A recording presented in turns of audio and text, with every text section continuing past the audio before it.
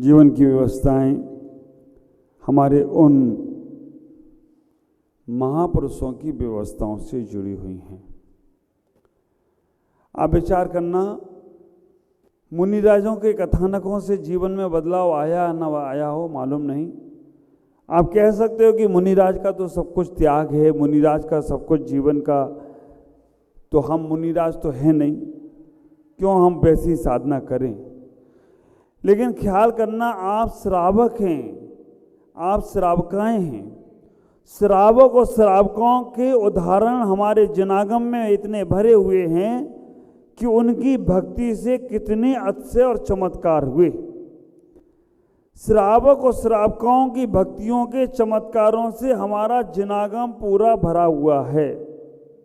ख्याल करो, चाहे अंजना की बात हो, चाहे सीता की बात हो, चाहे चंदनवाला की बात हो, चाहे अनंतमती की बात हो, चाहे मैना सुंदरी की बात हो, चाहे जीवन में उन ब्राह्मणी सुंदरियों की बात हो, ये सब श्रावकाएं थीं। ख्याल करके रखो, ब्राह्मणी सुंदरी का श्रावक का पद, चंदनवाला, सीता, अंजना, मैना सुंदरी, सोमासती, अनंतमती, ये सब श्रावकों ने अपने जीवन में जैन धर्म की महिमाओं को बढ़ाया है। चेलना जैसी श्रावका अपने पति को तीर्थंकर जैसा पुण्य दिला देती है। बौद्ध भिक्षु पति को विचार करके रखना, जैन नहीं था तो जैन ही, लेकिन जैनियों ने साथ नहीं दिया तो उसने बौद्ध धर्म स्वीकार कर लिया। राजा सैनिक का चरित्र पढ़ो। सैनिक राजा जैन थे, लेकिन एक गांव में गए, जैनियों ने साथ नहीं दिया, बुद्धों ने उन्हें भोजन करा दिया, उन्होंने बुद्ध धर्म स्वीकार कर लिया। आप विचार करके रखना, श्रावकों ने ऐसे ऐसे कार्य किए हैं कि हमारे जैन धर्म की महिमा को कहां से कहां तक पहुंचा दिया। सिर्फ श्रावकाएं नहीं, इन श्रावकों ने भी बहुत बड़े बड़े कार्य किए हैं। मुनिराजों की बात नहीं कर रहा हूं, ऐसे ऐसे श्रावक हुए हैं। धनंजय कवि जैसे श्रावक, मांगतुंग आचार्य के शिष्य धनंजय जैसे कवि जब राजा भोज की सभा में पहुंचते हैं तो राजा भोज को बोल देते हैं कि मेरे गुरु अगर हैं तो उनसे मैंने सीखा है। आप विचार करके रखना, धनंजय कवि जैसे प्रभु भक्ति में लीन होने वाले पुत्र को सर्प ने डस लिया। पत्नी बेटे को लेके पहुंच गई, पत्नी बेटे को लेके पहुंच गई, तुम भगवान की भक्ति कर रहे हो और बेटा एक ऐसा ही पड़ा हुआ है, तुम्हारी भक्ति कब काम में आएगी। धनंजय कवि श्रावक थे, विद्वान थे, पंडित थे। उन्होंने विश्वाहार स्तोत्र पढ़ना शुरू कर दिया। उन्होंने भगवान की भक्ति में ऐसा स्तोत्र पढ़ना शुरू कर दिया कि वो बेटा जिसको सर्प ने डसा था, उस बेटे का सर्प जहर दूर हो गया और वो बेटा खड़ा हो गया हो तो कोई आश्चर्य की बात नहीं है। ये हमारे श्रावकों की भक्ति की ताकत बता रहा हूं। आप लोग सोचते हो जैन धर्म की प्रभावना करने का, जैन धर्म की साधना करने का सारा ठेका महाराजों ने ले रखा है। हम तो पैसा कमाएं, माल कमाएं, बाकी का माल सब जाने गुरुदेव। तुम्हारे श्रावकों की महिमाओं को देखने का प्रयास करो। सेठ सुदर्शन जैसे श्रावक, सेठ सुदर्शन, आप विचार करके रखना, अष्टमी और चौदस के दिन शमशान में जाके साधना करते थे। अष्टमी और चतुर्दशी के दिन शमशान में साधना कर रहे हैं, साधना करने के लिए चले गए हैं। और ऐसा योग, मूर्ति के समान बैठे, हिल नहीं रहे हैं, डुल नहीं रहे हैं। रानी उन पे आकर्षित भी हो गई। विचार करके रखना, रानी उन पर आकर्षित हो गई। रानी सामान्य सी नारी नहीं, और रानी ने हर कंडे अपना लिए। शेर सुदर्शन को प्रलोभन भी दिया। शेर सुदर्शन को कई इच्छाएं प्रलोभित करने को दी, लेकिन टिके नहीं। रानी ने दासी से छल कपट करके उनको अपने महल में बुलवा लिया। छल कपट करने के बाद भी विचार करके रखना, रानी ने बुला लिया, सेठ फिर भी डिगे नहीं। रानी ने दोषारोपण भी कर दिया, फिर भी सेठ की साधना सेठ की अखंड ब्रह्मचर्य की साधना, ख्याल करो, सेठ की अखंड साधना उनके लिए क्या नहीं कर देती है। सेठ की सूली सिंहासन बन जाए तो कोई आश्चर्य की बात नहीं है। ये हमारे जैन धर्म की महिमा है। अपने बच्चों को ये कहानियां सुनाओ। बेटा, एक ऐसा सेठ था जिसके ऊपर सब आकर्षित हो गए, लेकिन उसने अपने ब्रह्मचर्य को समाप्त नहीं किया। उसने मन में आकर्षण भाव नहीं लाए। उनकी पूजा देवताओं ने की। धनंजय कवि, सेठ सुदर्शन, और तो और हमारा जैन धर्म कितना विशाल है, जिसकी महिमा गाते गाते कई जन्म निकल जाएं, फिर भी महिमा को हम पूर्ण नहीं कर सकते। लोकांतिक देव केवल यही धर्म की चर्चा करते हैं। सर्वार सिद्धि के देव 33 सागर तक चर्चा करते हैं। हमारा जैन धर्म कितना विशाल है। एक चंडाल भी अगर नियम ले लेता है ना, अष्टमी चतुर्दशी के दिन हिंसा नहीं करूंगा, विचार करके रखना, एक चंडाल भी नियम ले लेता है, अष्टमी चतुर्दशी के दिन हम हिंसा नहीं करेंगे। ओ चंडाल, यमपाल, ख्याल करना, यमपाल जैसा चंडाल नियम ले लेता है और घटना घट जाती है। राजा भी कितने धार्मिक होते थे, राजा भी कितने हमारे राजा कितने अहिंसक होते थे, राजा कितने सात्विक प्रवृत्ति के होते थे, आज भी होते हैं कहीं कहीं। ख्याल करना, राजा ने 8 दिन इसी अष्टांग का पर्व में नियम बना दिया कि राज में कोई हिंसा नहीं करेगा। उस राजा ने नियम बना दिया कोई हिंसा नहीं करेगा। आज भी हमारे भारत में ऐसे देश हैं। उत्तर प्रदेश का इस बार जब पर्यूषण पर्व आया, सुनने को मिला मुझे, उत्तर प्रदेश के मुख्यमंत्री कौन है? हाँ, योगी आदित्यनाथ। उनका एक कोई शॉर्ट नाम भी है, योगी आदित्यनाथ। शॉर्ट नाम उनका बुलडोजर बाबा बोलते हैं लोग। आप विचार करके रखना, पर्यूषण में उन्होंने सब जगह मना कर दिया। इस बार पर्यूषण में कोई नॉनवेज की दुकान नहीं खोलेगा। ये संस्कार हमारे वही धर्म के हों तो कोई आश्चर्य की बात नहीं है कि हमारे राजा भी अपने नगरों में घोषणा कर देते हैं कि हिंसक सामग्रियों को हम बाहर ओपन में नहीं बेचेंगे। प्रवृत्ति है। ख्याल करके रखना, नगर में घोषणा हुई और वो राजा का बेटा ही लोलुप में निकला, उसने एक भेड़े को मार दिया। राजा ने न्यायवान था, उसने कहा इस मेरे बेटे को भी फांसी का फंदा दिया जाए, इसको भी फांसी की सजा सुनाई जाती है। और फांसी के लिए जब उसे ले जाया गया, यमपाल चंडाल को बुलाया गया। चंडाल ने कहा मैं नहीं जा सकता। राज आज्ञा के उल्लंघन के कारण से राजा ने दोनों को भरे मगरमच्छों के तालाब में फेंक दिया। क्या हुआ? राजा का बेटा तो मगरमच्छों का निवाला बन गया, लेकिन जो यमपाल चंडाल का नियम था कि मैं हिंसा नहीं करूंगा, चतुर्दशी के दिन उस यमपाल चंडाल के लिए अगर देवता सिंहासन लेकर आ गए हों तो कोई आश्चर्य की बात नहीं है। ये हमारा जिनागम है, ये हमारा जैन धर्म है। कितना विशाल है। बहुत यूट्यूब पर देखते हो इधर उधर की कहानियां, बहुत बच्चों को सिखाते हो यहाँ वहाँ के तुम दृष्टांत। टीवियों पर सीरियल देख देख कर तुमने अपनी पूरी मानसिकता बिगाड़ ली है। उठना बैठना चलना खाना पीना तुम्हारे हिसाब से खत्म, टीवी के अनुसार हो गया है। उस टीवी में देख लेते सीरियल में कौन से कपड़े पहने इनने, क्या स्टाइल मारी, कैसे बात करी, कैसे पटाया, कैसे दुखाया, कैसे छल किया, कैसे कपट किया, वही तुम्हारा प्रैक्टिकल शुरू। कैसे काम चलेगा? मुझसे ये नहीं पूछना महाराज तुम्हें कैसे मालूम, तुम ही लोग बताते हो, मुझे तो कुछ भी नहीं मालूम। तुम लोग बताते हो महाराज आज ये देखा, ये सीखा, ये जाना। ख्याल करो, हमारा जैन धर्म की कहानियां हमारे बच्चों को सुनाओ।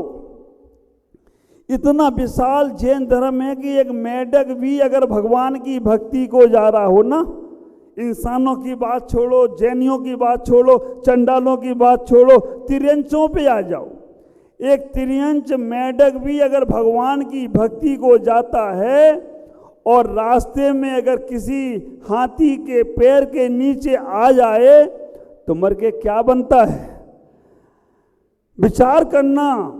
अगर तुम सच्चे मन से घर से निकले हो भगवान के दर्शन को, कितनी महिमा गाई है हमारे भगवानों की। जब जिनको तब श्रेष्ठ फल, लखा फल गमनेड़, कोटा कोटि अनंत फल, जब जिनवर डिठे।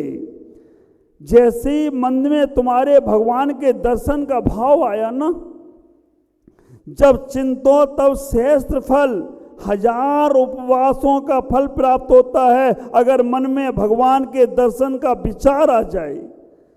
जब चिंतो तब श्रेष्ठ फल, लखा फल गमनेड़, और जैसे ही भगवान के दर्शन को चल दिए 1,00,000 उपवास का फल प्राप्त होता है। कोटा कोटि अनंत फल, जब जिनवर डिठे। करोड़ों करोड़ों उपवास का फल जैसे ही भगवान के सामने साक्षात पहुंचते हो, करोड़ों करोड़ों उपवास का फल प्राप्त होता है। मुझसे किसी ने पूछा, महाराज ये तो उन्होंने लिख दिया है, ऐसा कुछ होता है? मैं उससे पूछा, पंडित साहब, मैंने कहा तुम्हारा बच्चा विदेश में पढ़ने गया और उस बच्चे का तुम्हारे मन में स्मरण आ जाए कि मेरा बच्चा वहाँ पढ़ रहा है, ऐसे वहाँ एजुकेशन को प्राप्त कर रहा है, खुशी होती है कि नहीं? बच्चे का फोन आ जाए, हाँ मजा आ जाता है, सारे काम छोड़कर फोन में लग जाते हो। और बच्चे के आने की सूचना मिल जाए तो कितनी तैयारियां, और बच्चा आ जाए तो कैसे गले भर लेते हो। जब सामान से तुम्हारे बालक के लिए तुम्हारे अंदर एकता हो जाता है, तो जो सम्यक दृष्टि होता है उसे भी भगवान के लिए ऐसा हो जाए तो कोई आश्चर्य की बात। सम्यक दृष्टि को भगवान की सूचना मिल जाए। हमारे राजा महाराजाओं को कभी वन का माली बोल देता था ना, उद्यान में रहने वाला माली बोल देता था कि भगवान का समोसन आया है, नगर के बाहर उद्यान में मुनिराज आए हैं। हमारे राजा महाराजा गले का हार उतार कर सौंप देते थे उस माली को, तूने आज मुझे बहुत अच्छी सूचना दे दी। सम्यक दृष्टि राजाओं का लक्षण बता रहा हूं, सम्यक दृष्टि व्यक्तियों का लक्षण बता रहा हूं। अगर मालूम पड़ जाए कि हमारे नगर के आसपास मुनिराज आ रहे हैं, सम्यक दृष्टि इतना आह्लादित हो जाएगा, इतना खुशी हो जाएगा कि आज मुझे तारणहार मिल गए हैं, आज मुझे तारने वाला मिल गया है, आज मुझे जीवन को पार लगाने वाला मिल गया है, संसार की व्यवस्थाओं को हटाकर मुझे अपनी व्यवस्थाओं से जोड़ने वाला मिल गया है। जिस दिन गुरु खुश उसी दिन नक्षत्र पुष्प। आप विचार करके जगना, जिस दिन तुम्हारा पुण्य का उदय हो समझ लेना आज ही पुष्प नक्षत्र है, अच्छे काम कर लो और आगे बढ़ जाओ तो जीवन का कल्याण। ये तो नक्षत्र वगैरह उनको देखना जो दुखी इंसान, उनके लिए कहा गया तो अच्छे काम अच्छे समय पे करो। लेकिन तुम्हारा सही समय चल रहा है, अच्छा समय चल रहा है, तो अच्छे समय पे आगे बढ़ जाओ। पंडित जी नाराज हो जाएंगे, महाराज ये क्या बोल रहे हो?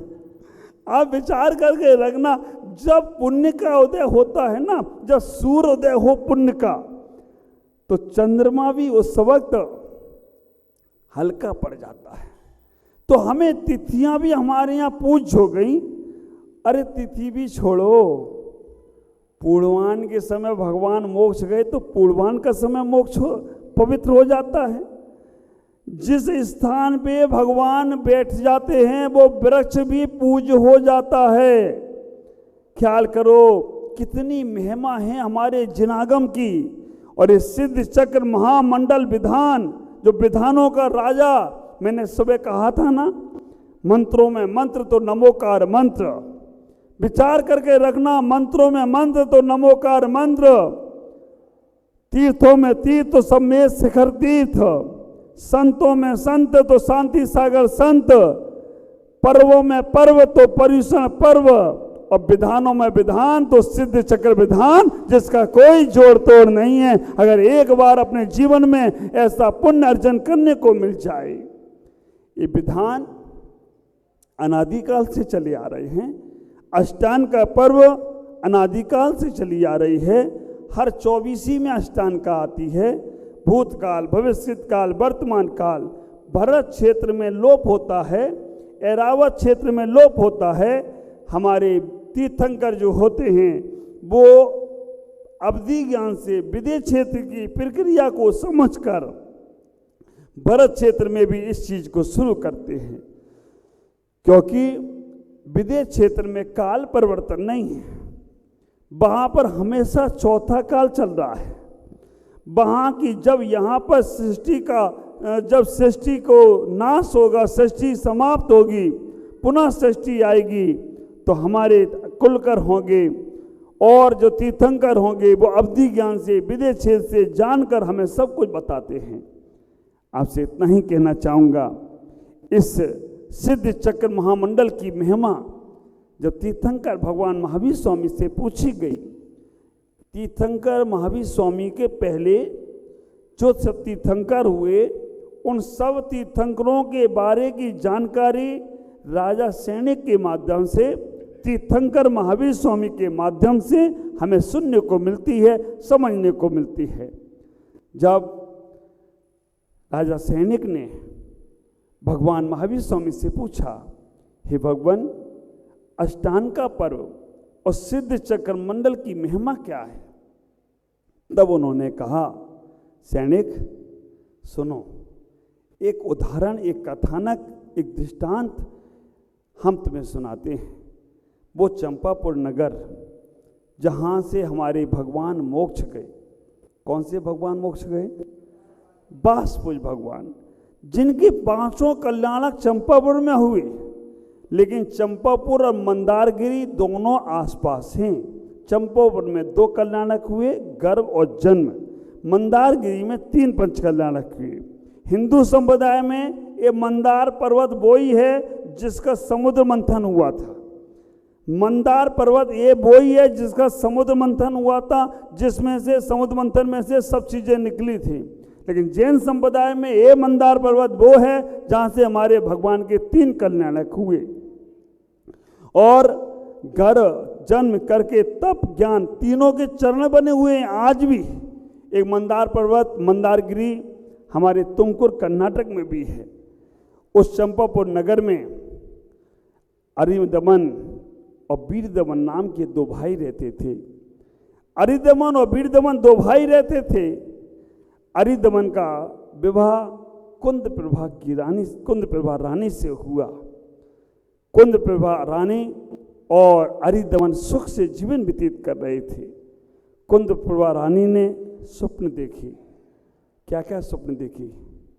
आज नहीं, कल बताऊंगा। क्या क्या स्वप्न देखी, कहाँ से कहाँ तक पहुँची। अभी तो हम भगवान के समोसन में पहुँचे हैं। अरिदमन को याद करो, कुंदप्रभा को याद करो। कुंदप्रभा रात्रि में विश्राम कर रही है, स्वप्न देखे। क्या क्या देखे आज तुम देखना, कल मैं बताऊंगा। आज इतना ही। ओम नमः जय गुरुदेव।